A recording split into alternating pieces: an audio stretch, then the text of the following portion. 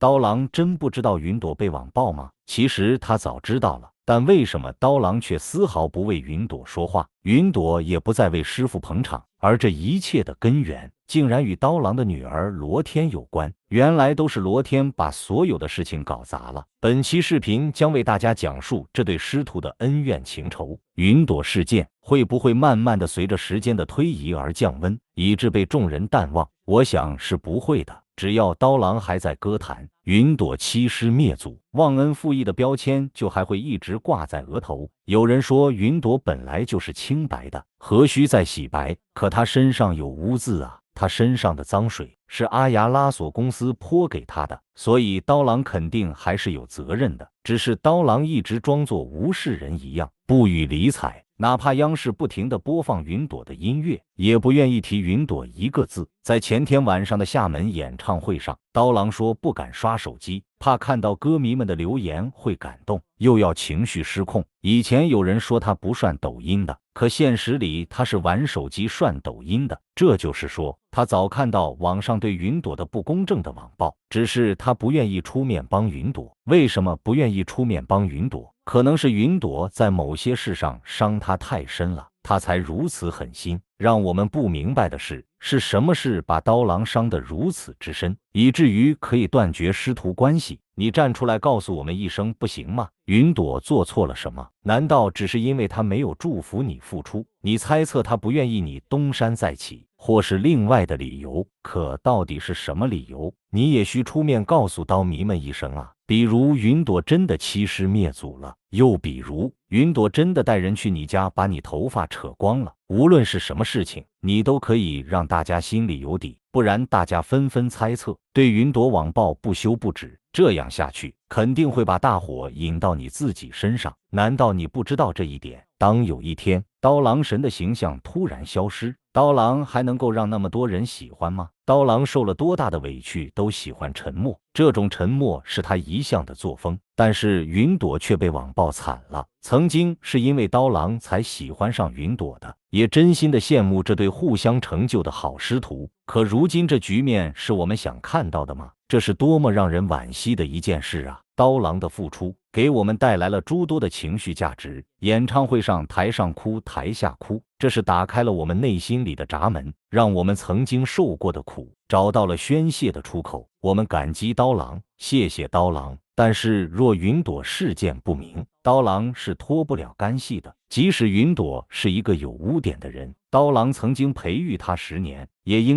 有理由拉云朵一把。不是亲人也是亲人，10年相处真的在刀郎眼里一文不值。我分析的是，刀郎早知道云朵被网暴了的事，只是他故意不出来替云朵澄清，所以这期间必还是有缘故的。只要当事人不开口，只要刀郎不亲自告诉我们，我想云朵的灾难就还会持续几十年都有可能，除非云朵退出中国歌坛，隐身做一个普通人。如果是这种惩罚对云朵是极残酷的，如果真要这样惩罚云朵，当初刀郎就不该培养云朵。人从高处跌到谷底是很残忍的事，云朵如果一直默默无名倒无所谓，可如今他已站在这种高度上，从云端跌入深谷，那会粉身碎骨的。这一切刀郎想不到吗？难道真正想灭了云朵的人就是刀郎自己？抱着这样的怀疑，我探寻着这其中的假假真真，真真假假，终于探索到了刀郎女儿身上。刀郎的公司名义上是其夫人朱梅在管，其实自2014年与云朵解约后，朱梅就随着刀郎一起潜心采风创作，根本不管公司的具体事务了。公司完全交给了女儿罗天和经纪人费刚全盘打理。2002年，云朵与费刚的公司解约，成立云端音公司后，他们才发现费刚有问题，所以刀郎在一个视频里强调了阿亚拉索公司只有一个经纪人陶渊，线上线下的刀郎演唱会都是由现经纪人陶渊组织，且几张新专辑也是由陶渊经手，早跟费刚断了关系。刀郎一直以云朵为骄傲，心里很在乎这个徒弟。虽然近几年总有人挑拨离间他们师徒的关系，可现实里他们师徒关系坚如磐石，不可能被外人轻易破坏。刀郎也绝不可能不认云朵这个徒弟。刀郎从来都是疑人不用，用人不疑。此次用陶渊，他肯定是绝对信任陶渊。刀郎本人从不愿意参与旁事，一心用在创作上，连自己的衣食住行都由朱梅打理，对挣钱花钱都不上心，感觉就是一个世外之人。因此这次对云朵的网暴，他可能真的没有太在意，也不知道网暴到了何种程度。而云朵为了刀郎能够专心办好演唱会，也不敢去找师傅倾诉。刀郎在开演唱会前联系过云朵，刀郎队伍里的伴唱赵天卫、刀小娟很有可能就是云朵引荐给刀郎的。这俩人跟云朵都有过多次合作，他们私下都是非常要好的朋友。而最近发现罗天近几年一直用版权和师徒情谊要挟云朵，不断的加价加码，眼看云朵今年那几首歌的授权到期，而云朵没有提出申请续签授权，尤其还在直播间多次透露以后不再唱师傅的歌，而要尽可能的多出新歌，甚至自己要出自己的原创作品，一下让罗天茫然若失，不知所措。加上长久以来他对云朵的猜忌和埋怨，才使出了在云朵演唱会前2天发出情况说明了的阴招损招。这么看来，其实都是家事，是罗天和云朵之间的恩怨。但没料到的是，这事闹得如此之大，以至于罗天本人可能也没想到会到这种不可控的程度。相信罗天也后悔不迭。越来越多的人在网上带节奏宣传刀郎是刀，云朵是朵。可事实上，云朵和刀郎是不可分的，不是大家想象的那样。这或许只是一场误会，云朵遭此大劫，或者是上苍为了对他进行打磨，让他的心智更进一步，事业更上一层楼。如今我打开油管，满屏都是刀迷夺粉的争斗之声，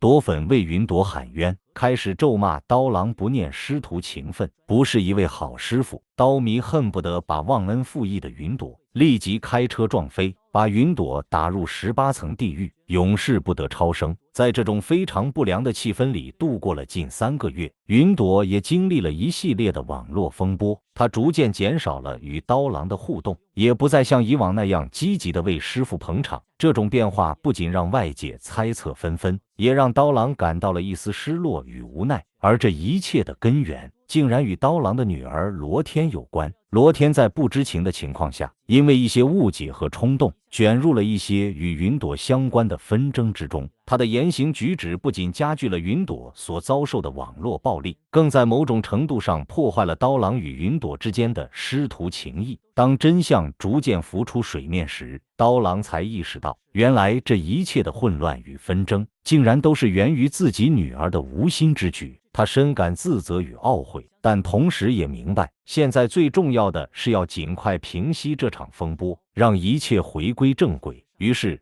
刀郎开始积极地与云朵沟通，试图修复2人之间的关系。同时他也对罗天进行了深刻的教育，让他明白自己的行为所带来的后果与影响。这场风波虽然给刀郎、云朵以及罗天都带来了不小的冲击与教训，但也让他们更加珍惜彼此之间的情谊与信任。在未来的日子里，他们将继续携手前行，共同面对生活中的挑战与困难。对此，大家是怎么看待2人之间的恩怨情仇呢？